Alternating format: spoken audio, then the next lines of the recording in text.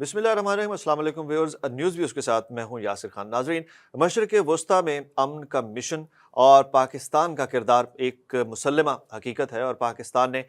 इस अमन को कायम करने के लिए बहुत शानदार कोशिशें की और अब भी ये कोशिशें जारी हैं। ईरान और अमेरिका के दरमियान इस्लामाबाद मुज़ाकरात जो हैं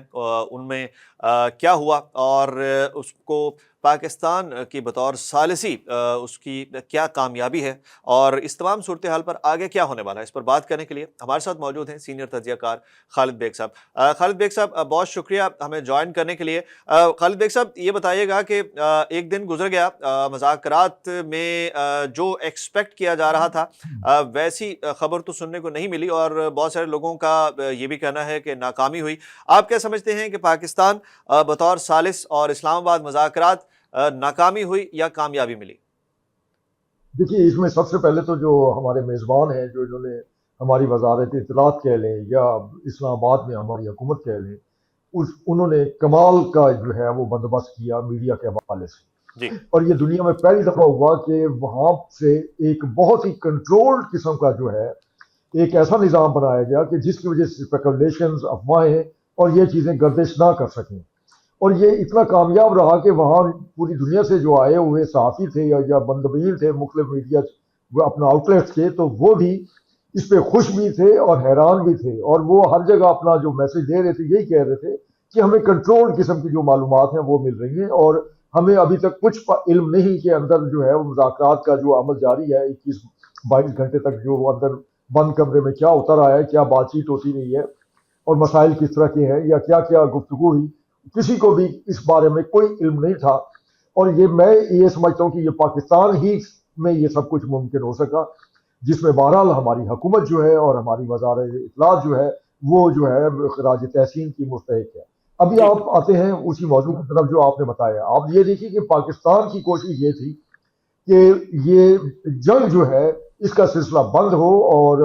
जो बेगुनाह लोग मारे जा रहे हैं और ईरान के अंदर बेतहाशा जानी नुकसान हो रहा है, उनकी अमलाक का नुकसान हो रहा है। और ईरान जो कि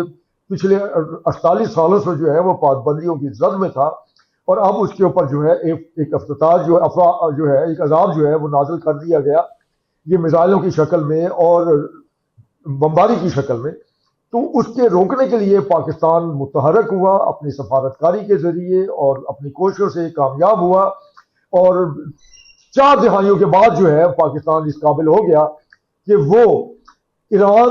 और अमेरिका को मद्दे मुकाबल एक ही मेज पर बिठा सके। और ये एक बहुत ही बड़ी कामयाबी थी आलमी सतह पर, जिसे पाकिस्तान की काविशों को सराहा भी गया जी।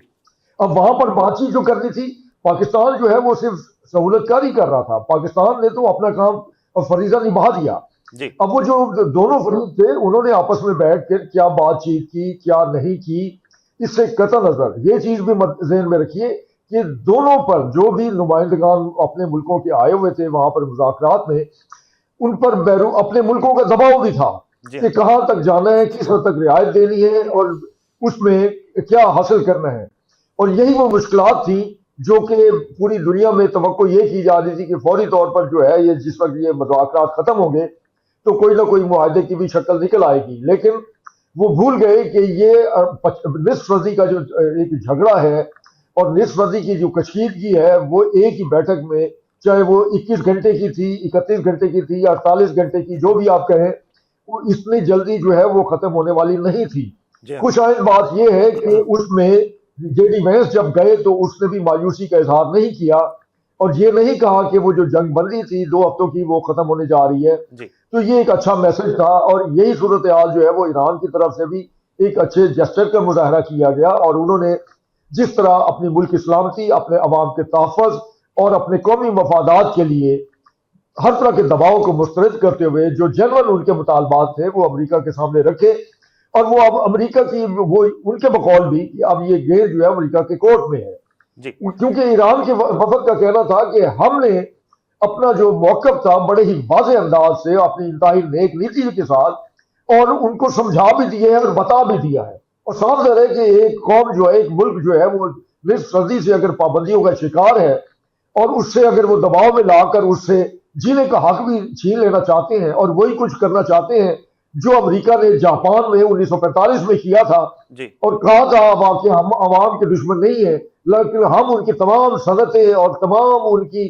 فیکٹریاں جو ہے اس لیے نیست و نابود کر دینا چاہتے ہیں کہ وہاں سے آنے والی جو ہونے والی آمدن جو ہے وہ جاپان کی فوج اپنی جنگی ہتھیاروں میں استعمال کر رہی ہے. جی. تو یہ اچھا سارا خالد بھائی کچھ جو صاحب ہے یہ امریکہ بتائیے گا پہلے سے کرتا رہا کہ ہے. پاکستان کی وجہ سے جنگ بندی ممکن ہوئی، پاکستان نے ہی دونوں ممالک کو قائل کیا اور بہت شارٹ نوٹس پہ، شارٹ ٹائم سپین میں دونوں ممالک کے جو نمائندہ وفود ہیں اور با اثر جو شخصیات ہیں اور جن کا قومی پالیسی میں دونوں ملکوں میں ان کا کردار شامل رہتا ہے، ان دونوں شخصیات اور وہ ساری شخصیات ان دونوں وفود میں پاکستان آئیں. کچھ ناقدین اور کچھ خبریں خاص طور پر پاکستان کے جو دشمن ہیں ان کی جانب سے یہ پھیلائی گئیں کہ یہ مذاکرات ناکام ہو گئے. یہ اس کے اوپر روشنی ڈالیے گا. ایک 5 دہائیوں کی رنجش ہے، کشیدگی ہے، معاملات ہیں، وہ چند گھنٹوں میں طے نہیں ہو سکتے. سفارتی معاملات جو ہیں ان کو ٹائم لگتا ہے. آپ کیا کہیں گے لوگوں کا جو ایک جنرل تاثر، کچھ ناقدین کا، کچھ ملکوں کا کہ یہ ناکام ہو چکے ہیں، اس کو کیا کہیں گے؟ ناکام ہوئے یا معطل ہوئے، تعطل کا شکار ہوئے، دوبارہ کیا امید ہے؟ دیکھیے یہ مذاکرات جو ہیں یہ تعطل کا شکار ہوئے، اور اس کو ناکامی کہنا جو ہے وہ صرف بھارت ہی کی خواہش تو ہو سکتی ہے. باقی جی پوری دنیا نے پاکستان کی جو ہے حکومت کی کاوشوں کو بھرپور طریقے سے سراہا ہے، اور اس میں کوئی بھی ایک ایسا ملک نہیں ہے عالمی سطح پر جو قابل ذکر ہو اور اس نے کال کر کے پاکستان کے وزیر اعظم سے بات نہ کی ہو اور ان کی کاوشوں کو سراہا نہ ہو. بالکل. اب اگر انڈیا جو ہے وہ مایوسی کا شکار ہے، فرسٹریشن کا شکار ہے، عالمی تنہائی کا شکار ہے، اور اپنے اندر داخلی سطح کے مسائل کا اس حد تک شکار ہے کہ اسے کوئی سمجھ ہی نہیں آ رہی کہ کیا کرے. قبل تو یہ ہوتا تھا کہ انڈیا جب بھی اس طرح کے کسی مسائل سے دوچار ہوتا تھا وہ اپنے ملک میں کوئی فالس فلیگ آپریشن کرا کر پاکستان کے خلاف پروپیگنڈا کرتا تھا، اور پاکستان کے خلاف جو ہے وہ باقاعدہ 2 مرتبہ تو ایسا ہوا کہ فوج جو ہے وہ پاکستان کی سرحدوں پر لے آیا. لیکن اب انڈیا جو ہے وہ اس طرح کا ڈرامہ بھی اس لیے نہیں رچا سکتا کہ اس کا جو لاسٹ جو ڈرامہ تھا جس کی بنیاد پر اس نے آپریشن سندور جو ہے وہ ایک کوشش کی کہ پاکستان کو ڈرائے دھمکائے، لیکن اس میں اس کو جس طرح منہ کی کھانی پڑی، جی اس کے بعد ابھی تک جو ہے وہ اپنے وہی زخم سہلا رہا ہے جس سے تکلیف بھی اسے ہو رہی ہے اور چیزیں بھی اٹھ رہی ہیں. تو صاف ظاہر ہے اس نے اسے ناکامی ہی کہنا تھا، جبکہ نہ تو امریکہ اسے ناکامی کہہ رہا ہے، نہ ہی ایران اسے ناکامی کہہ رہا ہے، نہ ہی خلیج کی ریاستیں اس کو ناکامی سے تعبیر کر رہی ہیں، نہ ہی یورپی یونین اور دیگر مغربی ممالک جو ہیں اس کو ناکامی کی نظر سے دیکھ رہے ہیں. ہاں اس میں البتہ یہ چیز ضرور ہے کہ امریکہ جو ہے اس نے اب جس طریقے سے کہا ہے کہ ایک وہ بھی جو ہے اپنا حرمز کی جو ہے ناکہ بندی کرے گا، تو میرے خیال ہے کہ یہ ایک جگہ جو پہلے ہی جو ہے محدود ہے، اور وہاں اگر امریکہ اس کے باہر نکل کے اور مزید جو ہے اس کی ناکہ بندی کرے گا تو اس کا نقصان بھی امریکہ کو شاید خود ہی ہو. جی یہ آپ دیکھ رہے ہیں کہ جس وقت یہ سوموار کو کل جو ہے جس وقت امریکہ کے اندر کاروباری سرگرمیاں شروع ہوں گی اور وہاں اس کی سٹاک ایکسچینج کے ساتھ ٹرمپ کے اس موقف کے حوالے سے وہاں کیا رد عمل سامنے آتا ہے وہ بھی دنیا دیکھ لے گی. ضرورت اس بات کی ہے کہ امریکہ بھی صورتحال کو سمجھے اور یہ جاننے کی کوشش کرے کہ ایران کی عوام جو ہے وہ کیا چاہتی ہے. ایران کی عوام جو ہے جو پچھلے 50 سال سے مشکلات سہ رہی ہیں ان کے لیے کوئی یہ اتنا بڑا مسئلہ نہیں ہے. وہ عراق کے ساتھ 10 سال تک پہلے بھی حالت جنگ میں رہے ہیں،